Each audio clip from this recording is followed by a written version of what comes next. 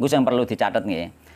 Alasannya apa Pak? Ulama pertama yang mengharamkan. Alasannya pertama hadisnya Nabi An Jabir, riwayat Imam sapa iki mau? Imam Abu Dawud, ya. Bahwa Nabi ditanya tentang nusroh, Nabi bilang bahwa hiya min amali syaitan. Nusroh itu adalah amalan setan. Amalan setan oleh bu amal no? Haram. Dalile jos hadis sahih. Nah, iki yang pertama yang mengatakan haram. Termasuk yang mengatakan haram itu iki pengarang kitab Syekh Muhammad Ambean Ibnu Taimiyah juga mengatakan haram. Ini kuat iki dalile. Pertama apa? Dalil sabda Nabi Muhammad SAW. Yang kedua Pak, alasannya kenapa? Dengan kita membolehkan ya, alasan kedua Pak, nggih perlu dicatat niku. Alasan pertama dalilnya hadis Nabi nggih. Riwayat Imam Abu Dawud bahwa Rasulullah mengatakan nusroh itu amalan setan. Alasan kedua nggih, bahwa jika mengobati dengan sihir ini dibolehkan, ini melazimkan, mengharuskan kita untuk datang nenggone tukang sihir. Nggih. Dan datang kepada tukang sihir sendiri dihukumi oleh Nabi kafir, kufur nggih. Baik itu kufur kecil ataupun kufur besar tadi. Datang ning gone tukang sihir hukumnya haram. Ya. Itu yang pertama ya. Datang ning gone tukang sihir hukumnya haram. Yang pertama, nggak mungkin seandainya boleh mengobati sihir dengan sihir berarti kita boleh datang kepada dukun, boleh kepada tukang sihir. Ini sesuatu yang sudah nggak logis. Ya, no. Yang kedua, apa itu?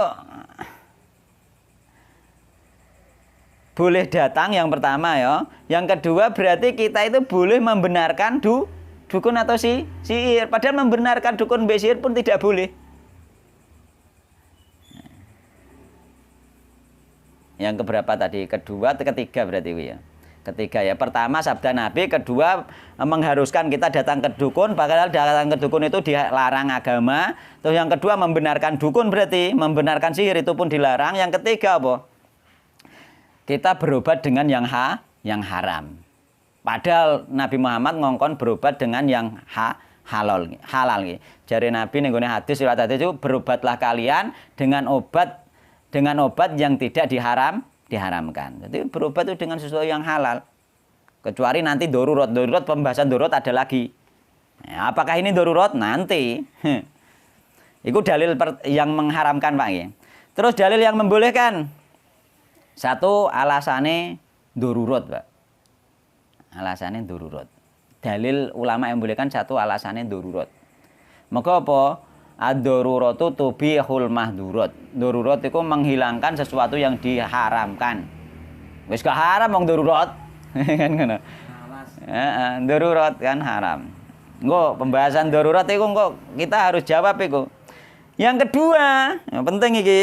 Yang kedua, Imam Ahmad itu di salah satu riwayat tawakuf, yakni diam ditakoki tentang masalah sihir, pengobatan dengan sihir. Jadi Imam Ahmad pernah didatangi orang bahwa ada orang itu membawa air dan air tadi hilang dengan sendirinya. Air diadai mangkok, semacam mangkok, air itu terus hilang dewi. Wong ndek ilmu sihir. Terus ditakoki apakah boleh mengobati orang terkena sihir dengan model seperti ini. Imam Ahmad la adri mahada la adri opo iki gak ngerti aku opo iki ambek dikenekno tangane opo iki gak ngerti aku. Nah Imam Ahmad ngono. Terus ditakokne apakah boleh datang kepada orang yang seperti itu. Imam Ahmad opo iki gak ngerti aku. Sama dewe ngono ma adri mahada opo gak ngerti aku. Imam Ahmad ngono. Jadi seolah-olah Imam Ahmad itu tawakuf diam, gak muni haram kan. Nah itu yang dijadikan dalil langsung Imam Ahmad.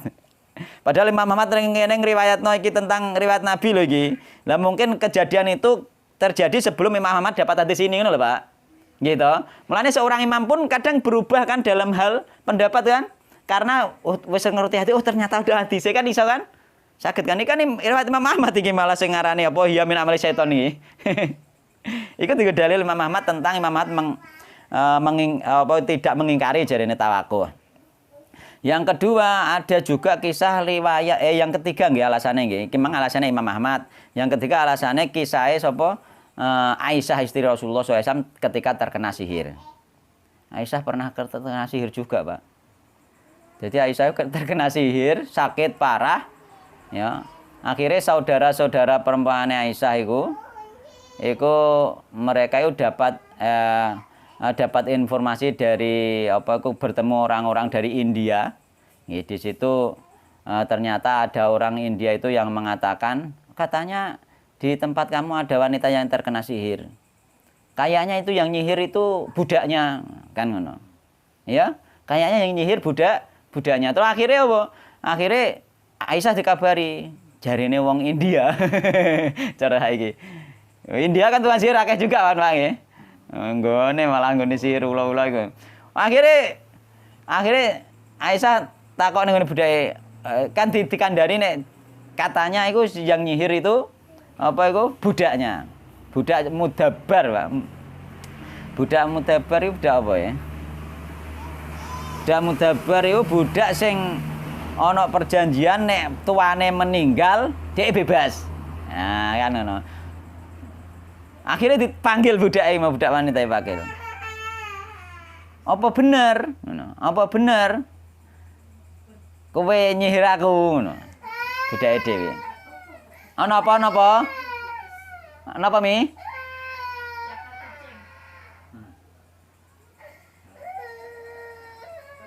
Dicakar kucing. Iya, enggak apa-apa. Oh. Akhirnya budaya takoki ngaku, Pak. Gampangane cara Jawa nggih. Lah kena apa, Bosir? Pengen bebas. Kan nek mati dia bebas. Ya, ngono lho. Disihir akhir resiko juga. Akhirnya didol Pak budaya. Ya, jadi ada kasus seperti itu, ya. Nah, ini dalilnya juga kuat juga, cuma yang pertama lebih kuat ya. Yang pertama dalil Nabi Muhammad SAW. Ya. Seandainya Imam Ahmad itu benar tawakuf atau bahkan seandainya, ya, itu harus keras kita. Bahkan seandainya Imam Ahmad membolehkan, kita tetap tidak membolehkan. Karena apa? Karena kita lebih percaya hadis Nabi daripada Imam Ahmad. Ngono loh, meskipun madzhab Imam Ahmad misalnya, gitu. Kan kalah toh. Kaule Imam Ahmad tetap kalah hadis toh misalnya seandainya, tapi Imam Ahmad boten. Seandainya Imam Ahmad sendiri membolehkan, orang yang kita tokohkan itu membolehkan, kita tetap tidak mengikuti. Karena apa? Kita tidak fanatik. Kita tetap mengikuti Rasulullah Shallallahu Alaihi Wasallam, dalil yang pertama yang mengharamkan tadi. Dan juga datang ke dukun, datang ke sihir juga haram dengan hadis-hadis yang riwayat Imam Abu Daud dan juga riwayat Imam Muslim yang kemarin itu.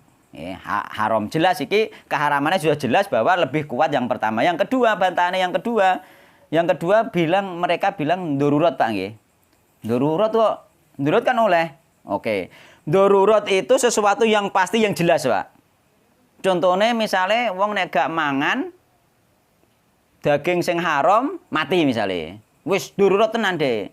Dan itu sesuatu yang jelas artinya apa? Nek mangan mesti warak nggih mboten. Ana daging dipangan mesti warak to meskipun dagingnya haram. Lah sedangkan tukang sihir apa kowe nek wis tekone sihir mesti mari?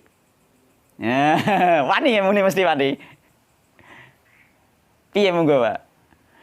Saumpama wong kena sihir terus budal ning nggone dukun apa mesti mari? Belum tentu mari, gitu loh. Jadi iki dijarani darurat nggak bisa. Karena sesuatu yang darurat itu ketika dikerjakan ada kepastian. Yakni misalnya, tak contoh misalnya ono daging haram, itu ketika darurat luwe banget, wis lempo banget, wah. Darurat ini dipangan gak apa-apa haram lah, misalnya wae wong tapi ya misalnya nggih. Ya wis lah dipangan. Dengan makan itu pasti kenyang, gitu loh. Pasti ku gak pasti kenyang. Tapi ketika kita terkena sihir, dengan kita datang ke tukang sihir, apakah pasti sembuh? Tidak pasti sembuh. Jadi nggak bisa dikatakan darurat. Tidak pasti sembuh. Itu loh. Itu yang pertama. Yang kedua, apa itu? Berobat itu hukum asalnya itu tidak wajib. Berobat itu hanya mubah saja, boleh saja. Orang boleh bersabar, tidak berobat itu boleh. Bersabar menunggu kesembuhan dari Allah itu boleh. Nek sampean kuat pengen oleh ganjaran, sabar ndasem ngeluh gak ngombe putrik lah rapopo. Kan ngono kan. Nek ra kuat ya wis ngombe obat ben enteng kan ngono. Itu boleh bersabar, itu yang pertama. Terus dalil yang kedua, Imam Ahmad katanya tawakuf. Yang pertama darurat jelas terpatahkan, Pak. Karena apa kan gak pasti to. Mosok nek datang ning dukun mesti mari sih ya ndak to. Nek muni mesti mari malah dadi sampean malah nyembah dukun kan. Dadine malah musyrike malah syirik akbar kan, Pak. Kan gitu. Nek memastikan wis mesti mari nih tambahin mbah dukun, iso tak syirik akbar malah mengko. Kaya dadi Allah dene, itu Tuhan mboten. Iku dalil darurat batal. Iya, dalil darurat batal. Terus dalil kedua Imam Ahmad katanya tawakuf berhenti, yang jawaban yang pertama itu tidak mungkin karena itu mungkin terjadi sebelum Imam Ahmad tahu hadis ini, hadis dari Jabir iki. Ya. Imam Ahmad belum tentu karena apa, bisa jadi Imam Ahmad belum tahu hadis dari Jabir ini, jawaban yang pertama ya. Ya ini apa hadis riwayat Abu Dawud bahwa Rasulullah SAW mengatakan hiya min amalis syaitan, itu amalan setan. Enggak mungkin Imam Ahmad amalan setan boleh melakukan amalan setan, enggak mungkin. Karena mungkin jadi Imam Ahmad pas ketika ditanya itu belum dapat hadis ini. Kan gitu. Itu yang pertama. Belum dapat hadis ini sehingga dia itu ada keraguan mungkin seperti itu. Terus yang kedua, tidak juga dikatakan tawakuf karena apa? Imam Ahmad mengingkari dengan apa dalam riwayat itu ambil ngenek tangannya semacam mengingkari, apa ini gampangannya? Apa ini? La adri mahada, aku gak ngerti apa iki. Seolah-olah mengingkari dari apa nek ngarane Pak nek ning gone tubuh, bahasa tubuh niku. Apa enten kan ngoten niku ya? Yakni bahasa tubuh. Dari bahasa tubuhnya itu Imam Ahmad mengingkari sambil menyingkirkan gitu.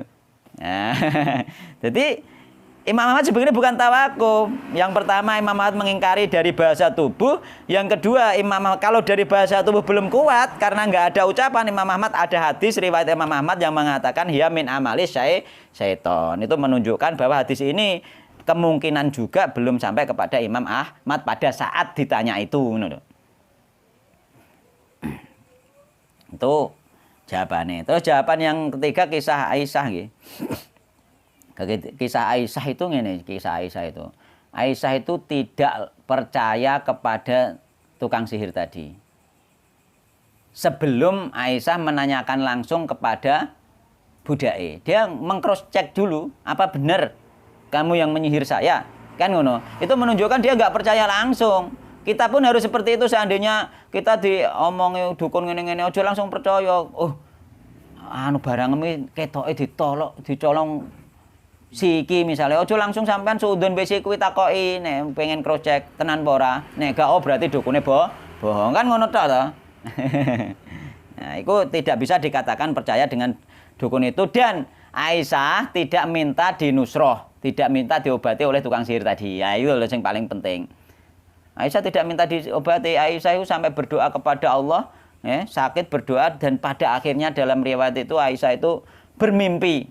Mulanya mimpi itu bisa dijadikan dasar ketika dia itu tidurnya dalam keadaan dia beriman kepada Allah Subhanahu wa taala. Sampean Pak kita itu nek tidur wis berdoa, wis merek ning nggone Allah, tidur kok mimpi sesuatu, itu bisa jadi itu alamat untuk kita. Ya, alamat dari Allah Subhanahu wa taala untuk orang yang soleh. Jadi mimpi itu termasuk petunjuk dari Allah untuk orang yang soleh. Mulane bisa jadi itu asal kita itu asal itu bukan dari dukun ya. Mimpi apa? Mimpi menunjukkan obatnya penyakitnya dia. Dia kan sakit Pak, terus dia itu berdoa kepada Allah minta petunjuk Allah untuk obat sakitnya dia itu, sehingga dia ternyata dia tidak minta diobati oleh tukang sihir, tidak. Kita nek mimpi wis njaluk nang Allah, ya Allah njaluk mendonga lara nemen, ternyata diimpeni sesuatu, itu bisa jadi itu memang alamat dari Allah Subhanahu wa taala. Beda dengan kita datang ke dukun, beda.